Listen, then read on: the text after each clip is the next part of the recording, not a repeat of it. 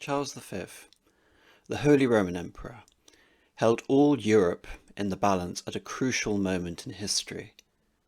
His goal was imperial hegemony over Christendom, a Pax Habsburgica, the Habsburg peace. A united Christendom, under the emperor's banner, could then fulfill the declared intention of his royal and ducal forebears, and wage a holy war, a crusade against the Ottoman Turks, in the hope of reclaiming Constantinople and even Jerusalem. Charles would be a second Constantine. Against these dreams, Charles faced what would ultimately prove to be intractable obstacles, in the form of Luther's religious revolution in Germany, Henry VIII's split from Rome, a resurgent and treacherous France, and even a rejuvenated and independent papacy. The failure of Charles was a failure with many precedents in the long history of the Holy Roman Empire. How to hold an empire, an entire Catholic Christian civilization together through a fraught system predicated on personal fealty, at a time when the personal in politics was being overridden by the advent of impersonal and bureaucratic institutions which would come to embody the functions of the modern state. Through his inheritance alone, Charles was one of the most consequential figures in European political history since his namesake, Charlemagne, Charles the Great. This inheritance can only be described as a masterstroke, a miracle of dynastic politics, an empire born not of war, but of marriage, a realization of the two famous mottos of Charles's Austrian House of Habsburg: Austria est imperiare orbe universo, all the world is subject to Austria, and Ali bella gerunt, tu felix Austria nubi, others wage war, but you, Austria, will marry. Through his grandmothers Isabella and Mary, Charles inherited Castile and Burgundy, encompassing the modern-day Benelux and parts of France. Through his grandfathers, Ferdinand and Maximilian, Charles would inherit the crown of Aragon, Catalonia, Valencia, Sardinia, Sicily and Naples, and Austria itself. Combined these possessions, Charles would be elected Holy Roman Emperor, the nominal suzerain of Germany and northern Italy, and the highest sovereign in Europe. If one compares this empire with previous European empires, one can see that with the exception of France, or West Francia as it was then called, Charles's empire was more impressive than that of Charlemagne. Indeed, Charlemagne's Carolingian dynasty, as with the Merovingian dynasty that preceded it, adopted the disastrous policy of dividing the imperial territory upon the ruler's death. With the exception of the Habsburgs in Austria, Charles's successors would hold this disparate union of territories together for 200 years. In fact, Charles's empire resembles more closely the territories of the Western Roman Empire. The comparison with the Roman Empire in the West carries more weight when Charles's annexation of the Duchy of Milan, a former Western Roman capital, and his aspirations to establish a Habsburg dominion over North Africa. Added to these European territories were the impressive Spanish conquest in the New World, from Peru to Mexico, justifying Charles's new motto of plus ultra, further and beyond. With such advantages, why did Charles fail to establish a Pax Habsburgica in Europe? The crucial turning point lies in Charles's failure to exploit the fruits of his greatest military triumph, the Battle of Pavia, the first of many defeats snatched from the jaws of victory. The Europe of the medieval age, following the restoration of the empire in the West with Charlemagne, was underscored by feudalism, a hierarchical, ad hoc system predicated on the fealty of a vassal to one's liege with reciprocal obligations. Feudum, or a fief, from which the word feudalism is derived, denotes a grant of land based on service. The system was by no means uniform or universal, as is the case of the Italian communes or the free and imperial cities of Germany. But the concept helps explain the proliferation of sovereign powers in Europe and the devolution of authority within said powers. The empire, far from exercising imperium in the way that the Romans understood it, was but a component of the myriad that was the European Christian order, or res publica Christiana. While Catholic Christendom stretched from Portugal to Finland, the empire was confined to Germany and its smaller neighbours, with a hotly contested authority over northern Italy. The greatest challenge to the empire's supremacy came from the Pope, who successfully wrested spiritual supremacy over Christendom from the emperor in the 11th century. The empire was decentralized, and the church was in effect an independent power. Rather than challenging this system, Charles V's empire was a product of this system, a system he hoped to tinker with and improve. Each of his inheritances came with their own cultures, languages, legal systems, political institutions, and crucially, presumptions of liberty. The emperor did not establish a uniform system of law, taxation, or even levying soldiers for his constant wars. The burden of the empire disproportionately fell on Castile and Spain. For Charles, this system was captured in the expression, "to be king of all is to be king of each." This was illustrated by Charles's creation of councils, bearing a somewhat similarity to the circles or kreis in the Holy Roman Empire. The councils facilitated the rule of a multitude of kingdoms under an absentee king, yet ensured they were kept apart. As this collection of kingdoms was unified in the person of the king-emperor, why couldn't the rest of Europe follow suit and acknowledge the emperor's ultimate sovereignty over Christendom, while each principality could retain their own local character? This conception was undergirded by the emperor's dynastic conception of his own position. His grandfather Maximilian, Holy Roman Emperor, was the great myth-maker of the Habsburg dynasty, turning his Alpine capital of Innsbruck into a model of chivalric court culture. Yet Charles's branch of the House of Habsburg was not that of Austria, but that of Burgundy. Brought up in Ghent, speaking French with French favourites, Charles was at the centre of the most sophisticated court culture in Europe, which his grandfather in Innsbruck could only emulate. The centre of the court was the Order of the Golden Fleece, established by Duke Philip the Good of Burgundy. Although inspired by Jason and his Argonauts, the intent of this order was the exaltation of the Catholic faith and the maintenance of knightly virtues. Membership was both exclusive, and members were reviewed on the basis of their chivalric deeds. Members also had the exclusive right to legal jurisdiction under the order, trial, and even custody under the order in the case of crimes. With Charles as sovereign, the order had the right to be consulted before the declaration of wars.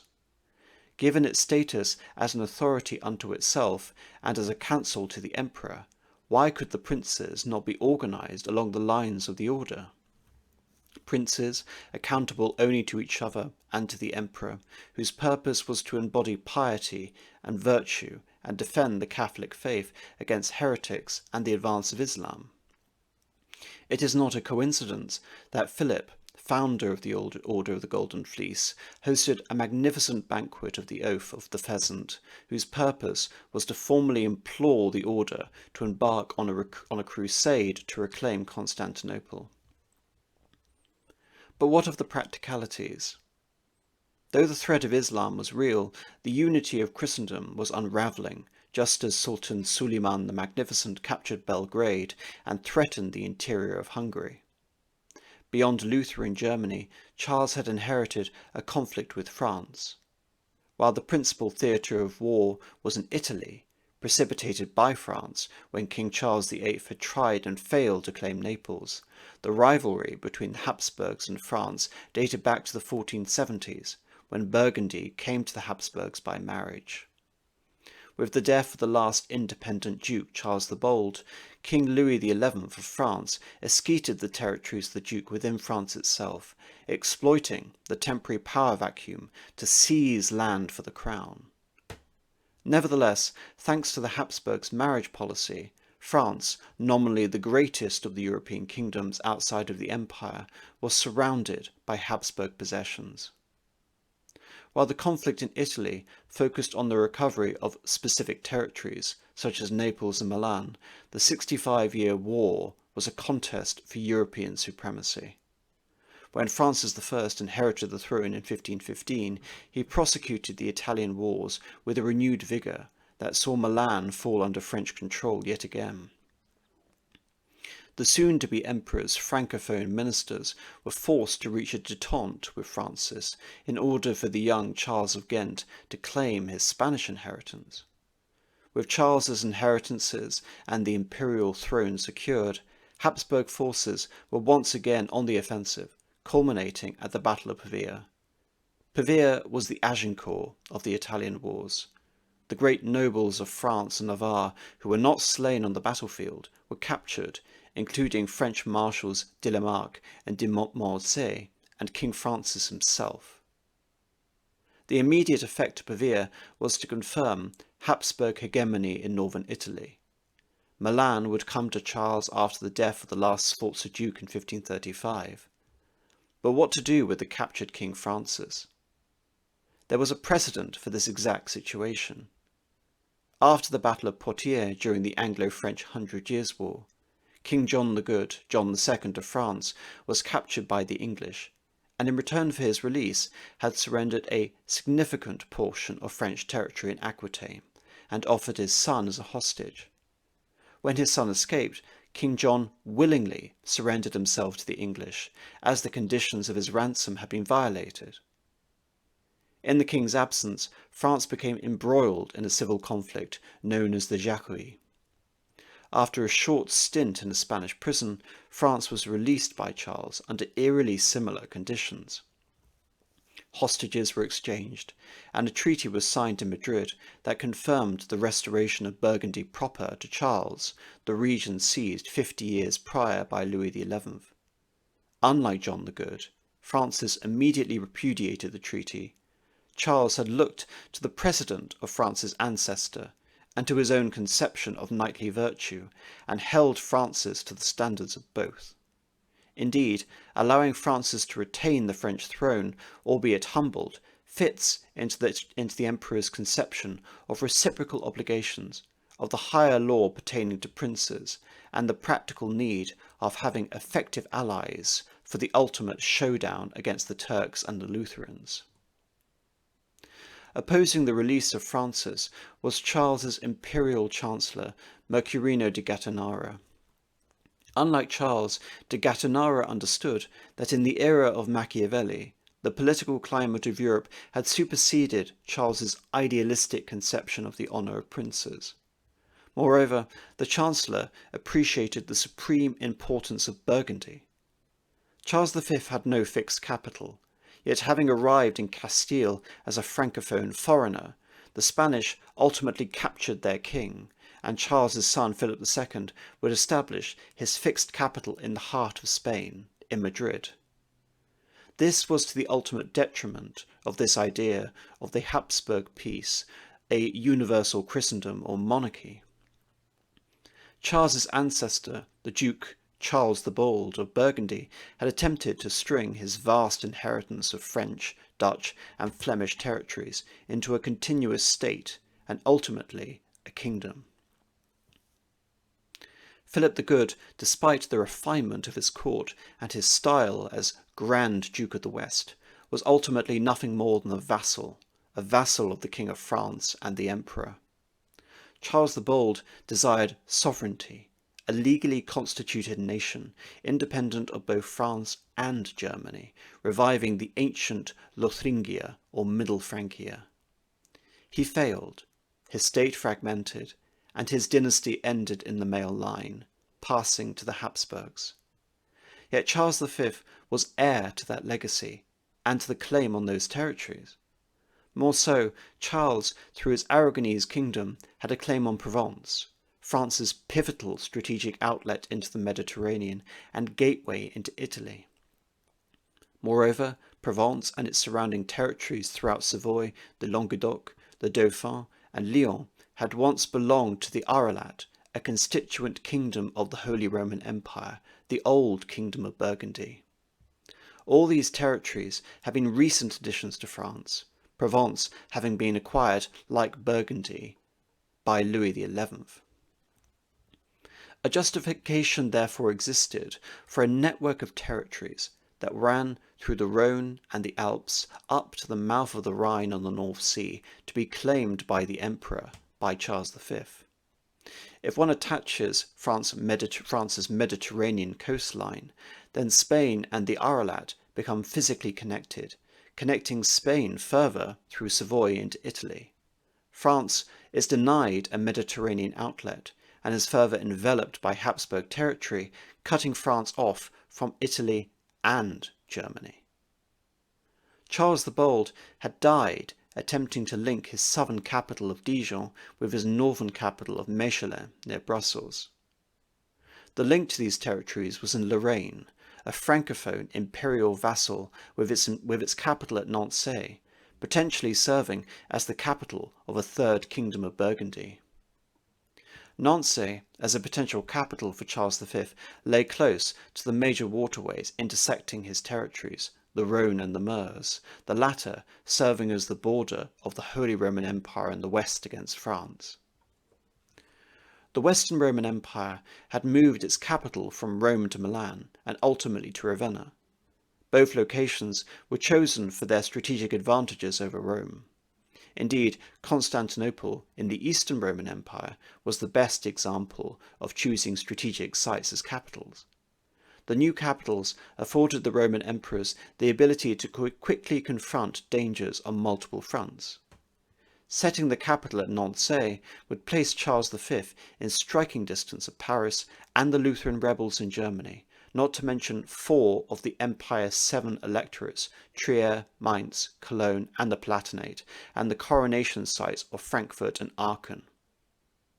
With the emperor situated within the borders of the Holy Roman Empire, holding sway over various electors, holding territories that economically rivaled, if not surpassed, Charles's younger brother Ferdinand in Austria and Bohemia, Charles would be able to assert the dominance of the Burgundian branch of the House of Habsburg over its Austrian counterpart, ensuring that the imperial title remained with Charles's rather than Ferdinand's successors.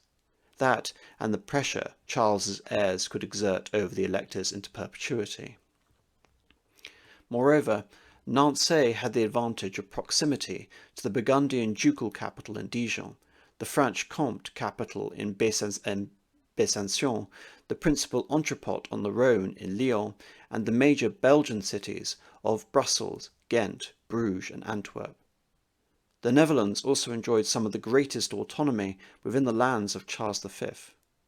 These lands were extremely wealthy. Antwerp had come to replace Florence as the financial capital of Europe. Charles the Bold had resorted to increasingly brutal tactics to impose his authority, ultimately to no avail. The breach in the Habsburg Empire, the beginning of the end, would originate in the Netherlands. Had Charles pursued a Burgundian strategy, giving Dutch geographic proximity to the imperial capital, the likelihood of a Dutch secession would have fallen dramatically. Had Charles not chosen Nancy as capital, Arles or Marseille both had utility as imperial capitals, were Charles to have centralized operations in the Mediterranean, closer to Barbary, North Africa, Sultan Suleiman, the Ottoman emperor, and even Charles's own bankers in Genoa. Indeed, given Charles's conflict with Pope Clement VII, the possibility existed that Charles could have taken Rome rather than bungling into sacking it, as would eventually occur, and potentially even reinstated a captive Avignon papacy a short distance away from Arles. Charles could thus realize the imperial ambition of supremacy over spiritual as well as temporal matters at a time when the Catholic Church was under attack and leadership of the reform movement was under question. Would a grand strategy of the Habsburg Empire, centered on Burgundy, complicates Spain's relationship with its colonies. Consider that the Spanish Habsburgs used their empire in the Americas to prop up their situation in Europe, and that Catholic Christendom, and this was not the other way round. Had the Spanish Habsburgs explicitly opted for a global, maritime empire, Madrid was ultimately a poor choice for Spain's capital when options such as Seville and later Lisbon presented themselves. Having outlined the advantages of a Burgundian imperial core, we come back to Charles's critical mistake in releasing King Francis.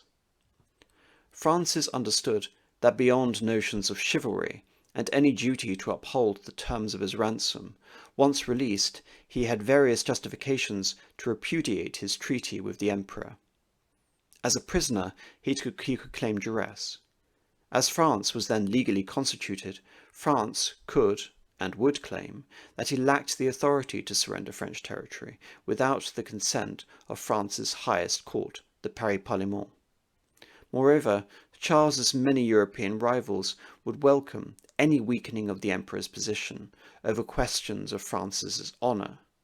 Indeed, had France willingly surrendered French territory on its own volition, the authority of the French monarchy would crater within France itself. There is finally the question of the injured honour of France and the desire to avenge the loss at Pavia. It is no wonder, then, why Francis repudiated the Treaty of Madrid. So, how would a longer or permanent imprisonment of Francis help Charles realise the Burgundian strategy? Louise of Savoy, the Queen Mother, would become regent of France, as Francis's sons were 7 and 6. Charles V actually had the advantage here over Edward III after Poitiers, as in 1356 the capable Dauphin would assume the regency in the name of his father John the Good. Louise of Savoy would be confronted by the same challenges that faced Catherine de' Medici decades later, a revolt of the French nobility against the power of the crown.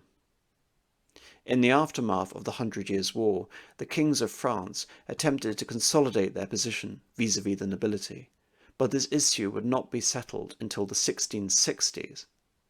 Charles the Bold, himself a premier French noble, had attempted to undermine Louis XI by appealing to the rights of the French nobility against the king. During the regency of Charles VIII, Louis, the Duke of Orleans, had appealed to the Habsburgs in Burgundy to seize the regency for himself. In summary, Francis's incarceration afforded Charles V any number of opportunities to play the nobility off against the monarchy. Indeed, this is what his son, Philip II of Spain, would do with the House of Guise and the Catholic League. Louise of Savoy, a cunning and ruthless political operative whose sole claim to power rested on her absentee son, understood this. Indeed, this would have given Charles V all the necessary leverage to demand Burgundy, Provence, if not even greater concessions. Had Louise resisted Charles's demands at the peril of her son, Charles had other options. The imperial army that had crushed the French at Pavia was commanded by Charles de Bourbon, a former constable of France, whose lands had been confiscated by Louise of Savoy. Charles could enter France promising prominent nobles vast grants of land under the sovereignty of the emperor. In Lorraine, for example, the emperor could bargain for a strip of land, potentially through Nancy or Barrois, to connect his French lands with the Netherlands. In return, the House of Lorraine and later the House of Guise could be rewarded with lands in Champagne or some similar arrangement. Charles III of Savoy, whose lands had been repeatedly invaded by the French, as a vassal of the emperor, could claim the Dauphin region, while the emperor would take Provence and French Burgundy to restore the Arelad. Yet all these potential enfeoffments paled in comparison to the ambitions of the King of England, Henry VIII, and the potential of the Anglo-Imperial alliance. Prior to Francis's release, Henry had been one of Charles V's greatest assets. Henry had designs on the French throne and expanding his realm from the sole French continental possession at Calais. Alongside Charles's campaigns in Italy, Henry opened a second front against Francis in the north. Though Henry had failed to support the emperor at Pavia, in recognising Henry's ambitions in France alongside his own, possibly with the grant of Normandy and Brittany, the power of the French monarchy to resist Charles's Burgundian strategy would be further diminished. With the question of France and the Italian War settled by a combination of these means, the emperor would have a free hand to deal with the Lutherans in Germany, the machinations of Pope Clement VII against Charles's imperial designs in Italy and beyond in broader Christendom, while offering support to his brother Ferdinand against the Ottoman Turks. Instead, what were the ramifications of Charles's fateful decision to release Francis? As we know, Charles would go on to repudiate the treaty. Henry VIII, denied his ambitions in France by the emperor, would conclude the Treaty of Hampton Court with Francis, agreeing to forfeit his alliance with Charles. One wonders if Charles had been more generous to his English allies, perhaps even offering his support in the cause of the king's annulment from Charles's aunt, Catherine of Aragon, whether the English Reformation would have even occurred. In Italy, Francis and Pope Clement VII quickly contrived the League of Cognac, pitting the smaller Italian states and rival families against the Habsburgs, so commencing the chain of events that led to the tragedy of the sack of Rome in 1527 by Charles's troops. In 1526, the Hungarian King Louis was felled by the Ottomans at the Battle of Mohacs. Budapest fell, and Hungary would be divided among the Habsburgs, the Ottomans, and their Transylvanian subjects. Within 3 years, the Ottomans would be besieging Vienna, while Charles V was otherwise distracted. The Austrian Habsburgs and the Eastern Holy Roman Empire survived only by the skin of the teeth. Rather than Charles's ascent precipitating a pan-European crusade against the Ottomans as conceived of by Duke Philip the Good, a divided Europe enabled Sultan Suleiman to expand the Ottoman Empire to its greatest territorial extent, with its borders reaching from Austria to Persia and to Algeria in North Africa. In Suleiman's war against the Habsburgs, he made common cause with the Protestants in Germany. Perhaps the greatest betrayal by King Francis of Charles's dream of Pax Habsburgica was the alliance made between France and the Ottomans. French ports were open to Barbary corsairs who raided the Spanish coastline with impunity. Charles's expedition to Algiers and the potential of a restored Christian authority in the former Roman provinces of Africa and Mauritania, a continuation of the Reconquista, amounted to little more than establishing temporary holdouts. It is curious that Francis did not complete his total repudiation of Charles's exaltation of the Catholic faith and a united Christendom by embracing the nascent Reformed Christianity of John Calvin, instead of reacting violently against it as he did following the affair of the placards. John Calvin, rather than establishing himself as the Genevan Savonarola and subversive evangelist to the French nobility, would then occupy a position in French history closer to that of Thomas Cranmer in England. The emperor's prevarication against Lutheranism and failed attempts at compromise only allowed their movements to strengthen. Unable to reconcile the Protestants to Charles's own Reformation efforts, the cause of the Reformation of the Catholic Church would be undertaken by Pope Paul III and the convening of the Council of Trent. The Tridentine Reform, coupled with the Protestant perception of the Pope as the Antichrist, permanently divided Christendom. The latter could only be overcome now by military force. While Charles's victory over the Protestants in the Schmalkaldic War offered him a temporary relief, the failure of this French policy would come to haunt him once more. With the Italian wars effectively decided in the Habsburgs' favour, a Habsburg military victory in Germany presented a disaster scenario for the new French king Henry II. Then an opportunity presented itself to Henry when Charles's Saxon ally Maurice betrayed him. France, in common cause with the German princes, dealt Charles a string of devastating defeats.